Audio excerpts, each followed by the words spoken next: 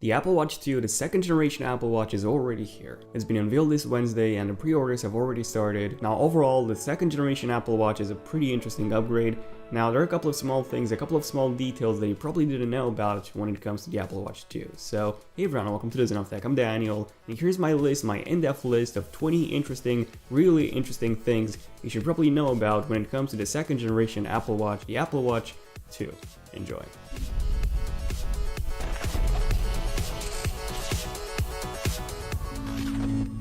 Okay, so starting off with number 1, this is probably one of the most interesting ones. The Apple Watch 1, so the first generation Apple Watch, is now completely dead. And at the Apple event, Apple introduced the second generation Apple Watch, which is not called the Apple Watch 2, but the Apple Watch Series 2 instead. So this is something usually used in watches, in luxury watches, this naming scheme. But then they also announced another Apple Watch version, the Apple Watch Series 1, which is quite different from the third generation Apple Watch. So the Apple Watch Series 2 comes with a GPS included, so you can actually track your movement and you're running outside without having your iPhone with you. It also comes with water resistance up to 50 meters of depth. That's insane compared to the first generation, which only had 1.5 meters, actually just 1 meter because it was IPX7 up to 30 minutes. This is 50 meters of depth, this is insane. And then it also comes with a twice as bright display, so the display is much brighter outdoors. Now the Apple Watch Series 1 also comes with a dual-core processor and also twice the amount of RAM, so it's pretty much the same as the second generation Apple Watch. However, it doesn't have GPS, it doesn't have that improved water resistance, and it also doesn't have that twice as bright display. Number 2, you probably remember that really expensive $10,000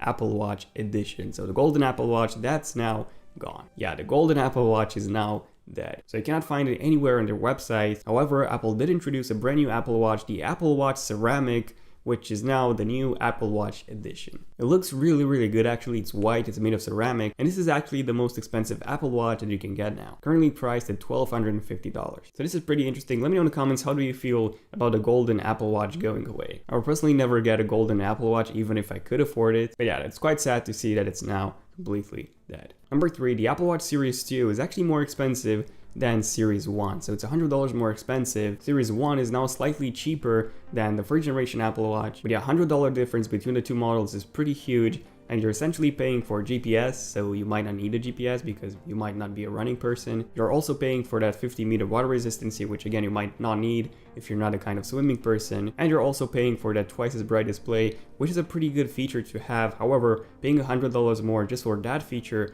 I don't think it's actually worth it. Number 4, speaking of things that are more expensive, the Apple Watch bands, some Apple Watch bands are actually more expensive now. So in the UK, everything got way more expensive because of Brexit. They had to adjust the prices, so yeah, all Apple products are much more expensive now. But the Milanese loop is also more expensive in the US as well. So the black one was previously priced at the exact same price as the silver one. However, it's now priced at $200 in the US and £200 in the UK. That's an insane amount of price. Paying that much for a band, which by the way, doesn't even come with warranty at all. So if you have an issue with an Apple Watch band, Apple might be able to replace it at the stores. However, in their policy, there's no warranty for the bands at all. So think again before spending £200 on an Apple Watch band. Number 5, also speaking of Apple Watch bands, some Apple Watch bands are now gone. So if you take a look at the Apple Store, the black leather loop, for example, is now gone. I mean, why? Why is it gone? You can only get it in gray and blue now, and the mother buckle also only comes in 2 colors now, blue and black. What happened to red, gray, brown, and so on? These colors looked really good, and I don't know, I don't actually see the point in removing colors other than obviously reducing the production cost, but then again, it's Apple, so they shouldn't care about money. Also, I'm currently using the leather loop myself, and I'm using it with a space gray Apple Watch Sport, and this combination looks insane. However, you cannot get this combination anymore because the black leather loop is not produced anymore, so that kind of sucks. Number 6, Apple also introduced a brand new version of the Apple Watch Sport, a new Apple Watch Nike Plus edition, and the most interesting thing here is that it's actually priced at the exact same price as the regular Apple Watch Sport. And with this edition, you get a really nice sport band, and you also get a couple of watch faces that are unique to the Apple Watch Nike Plus edition. You won't be able to get those watch faces on any other version of the Apple Watch. However, you can still change the bands. So in the end, this is the version of the Apple Watch that's actually really worth getting it. Did I say that right? Probably not. But you know what I mean. Again, same price as the Apple Watch Sport edition, so yeah, it's actually worth getting this way more than the regular Apple Watch Sport. Number 7, the Apple Watch Series 2 is really fast. It comes with a brand new Apple S2 processor. This is a dual-core chip. It's also a 64-bit processor rather than 32-bit that the previous generation was. The performance is said to be improved by 50%. That's a really impressive gain. And yeah, the first generation Apple Watch was really slow. It always felt like a beta device. It never felt like a finished device, especially when it came to speed. And now the brand new Apple Watches, the Series 1 and the Series 2, are finally going to fix this speed issue. But now number 8, speaking of speed, this is really interesting. I said that the Apple Watch Series 2 comes with a brand new Apple S2 processor, and the first generation Apple Watch came with the Apple S1 processor. The new Apple Watch Series 1 also comes with a dual-core processor, however it's not the S2 or the S1, it's actually the S1P. So no idea what this means in terms of performance. It should be obviously in between the S1 and the S2. I'll definitely put this to the test once I get my Apple Watches, so feel free to subscribe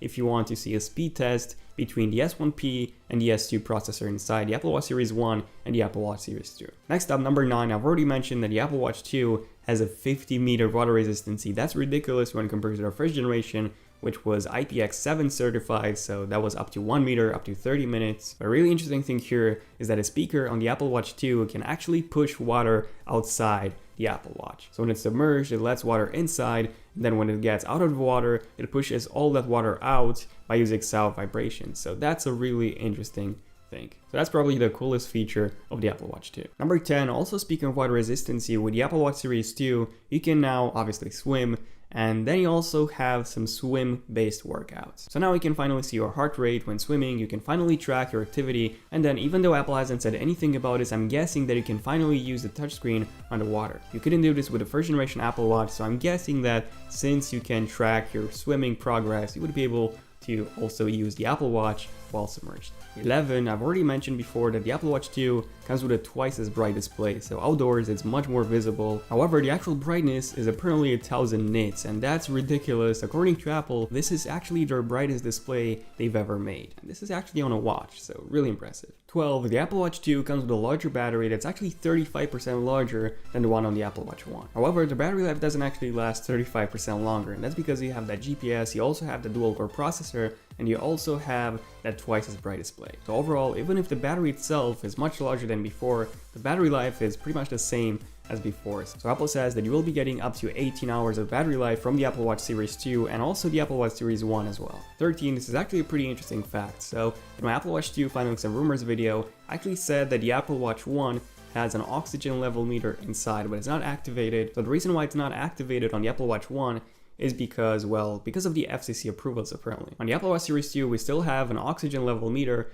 but it's still off, it's unusable. Hopefully they will be enabled sometime in the future because it's quite weird having that sensor there and just not being used. Next up, remember those really awesome Apple AirPods wireless headphones that Apple announced their Apple event this Wednesday? Well, those headphones, well, earphones because they're not headphones. Well, they work with the iPhone, with the Mac, and also with the Apple Watch as well. So they're automatically connected to all of your Apple devices, and when you play something on one of those devices, they will switch source. I wonder what happens if you play the same thing on all devices and then you use them all at the same time. 15, if you're thinking of getting an Apple Watch stainless steel edition and you really want the Series 1, well, you're out of luck. The stainless steel edition only comes in Series 2. And now, unfortunately, all Apple Watch stainless steel models are much more expensive than before because 1, the Apple Watch Series 2 is more expensive than Series 1, so you'll have to pay more to get that. And then the Apple Watch bands themselves are more expensive, so yeah, that sucks. 16, I've already mentioned that the Apple Watch 2 comes with a GPS included, but the cool thing about this is that you will be able to track your distance, your speed, your running speed, and your pace right from the Apple Watch app on your iPhone. And yeah, you obviously don't need to have your iPhone with you because the Apple Watch 2 has a GPS included, so this is a massive improvement over the first generation, especially if you're a runner. I'm not, but if you are,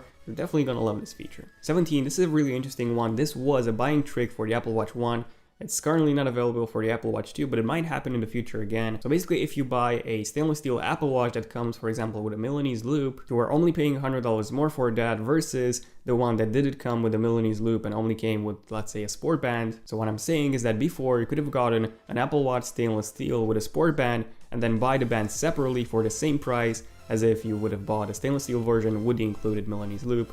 And this way you would have two bands for the same price. Now this is not possible anymore because, well, the bands are more expensive now. However, it might happen again in the future, so this is just more of like a heads up. 18, not a lot of people know about this, but the Apple Watch Series 2 is actually thicker and also heavier than the Apple Watch 1. So the stainless steel one, for example, is 5 grams heavier than the first generation one, and keep in mind that the stainless steel is actually double the weight of the sport one. So yeah, if you care about the weight, definitely get a sport model. In terms of the thickness, it's actually 1 millimeter thicker than the Apple Watch 1, and the Apple Watch 1 was already a really thick device, and the Apple Watch 2 is even thicker. 19, I was actually surprised not to see this happen. So on the iPhone you have this iPhone trading program or the iPhone upgrade program. Apple just launched it in multiple countries, not just the US, so you have it in the UK as well. However, there's no such trading program for the Apple Watch, which really sucks, especially for those who bought a stainless steel version or even the golden one. Paying that much for a watch that it's pretty much dead in a year and you won't be able to upgrade it, you'll have to buy a new one separately. Well, that really sucks. I was honestly expecting an upgrade program for at least the stainless steel model or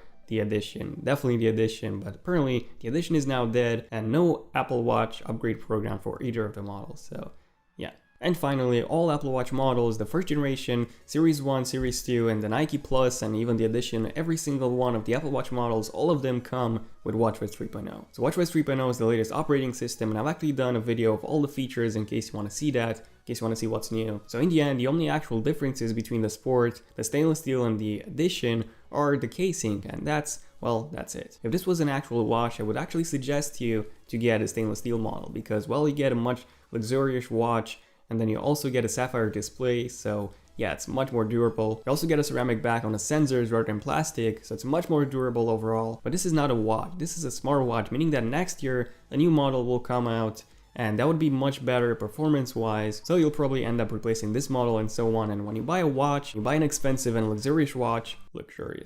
So yeah, when you buy such a thing, you want it to last for as long as possible, unlike the Apple Watch, which would pretty much be dead in about a year or so. That's because of the battery life, which will die out eventually, or because of the new models, which will cause the older ones to become obsolete. So yeah, in terms of the Apple Watch Series 2, if you care about swimming, GPS, definitely get it. Otherwise, get the Series 1, but only for the performance, and definitely get the sports one. If you're getting a new Apple Watch, let me know in the comments, by the way, which Apple Watch you're getting, Series 1, Series 2, and which model exactly. Mine's coming next Friday, so definitely feel free to subscribe if you're new to the channel, and if you want to see my coverage on the second generation Apple Watch, and also for more iPhone 7 related videos. Also feel free to follow me on Twitter for more tech updates there as well, and also feel free to give this video a huge like if you have enjoyed it. It took quite a while to make. And also, don't forget to turn on notifications on my channel on both desktop and mobile. On mobile, by simply click on that bell icon next to my channel so that you're notified whenever I upload a brand new epic video. Let me know in the comments if you were epic enough to make it to this point of this video by saying I was epic enough to make it to the end of this video. Other than that, this was pretty much it for this video. I'm Daniel, and I'll see you guys in my next one. Son of Tech, signing out. Cheers.